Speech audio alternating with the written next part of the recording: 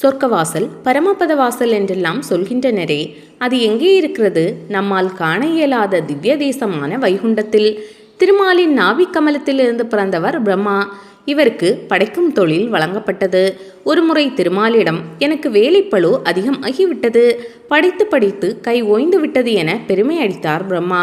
அதாவது திருமாலை விட தானே உயர்ந்தவன் என மறைமுகமாக குத்தி காட்டினார்.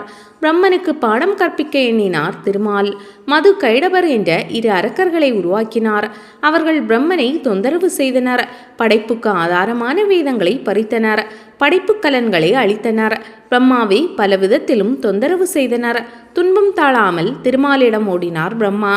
ஐயனே, என் நிலைமையை பாருங்கள் என புகார் செய்தார். ஆக, நீ சாதாரண ஆள் என்பதை புரிந்து கொண்டாயா பிரம்மனே? 4 தலை இருக்கிறது என்பதற்காக 4லும் கர்வத்தை ஏற்றிக்கொள்ளக்கூடாது. எவ்வளவு உயர்ந்த பணியாக இருந்தாலும் சரி, வேலைப்பளு என்றெல்லாம் ஒதுங்கக்கூடாது. கொடுக்கப்பட்ட பணியை இஷ்டத்துடன் செய்தால் அந்த பணி எளிதாக இருக்கும். சரி, மது கைடவரை நான் பார்த்துக்கொள்கிறேன் என்றார் திருமால். அந்த அசுரர்களை அழைத்து, நான் உங்களை படைத்ததற்கான உத்தேசம் முடிந்துவிட்டது. நீங்கள் கேட்கும் வரம் தருகிறேன், என்ன வேண்டும் என்றார். நீ தரும் வரம் எங்களுக்கு தேவையில்லை. சக்திமிக்க நாங்கள் உனக்கு வரம் தருகிறோம், என்ன வேண்டும் என கேட்டனர். நீங்கள் என் கையால் அழிய வேண்டும் என்றார். புத்திசாலியான மாயவன். சம்மதித்தனர் அரக்கர்கள். போர் நடந்தது. அவர்கள் கொல்லப்பட்டனர்.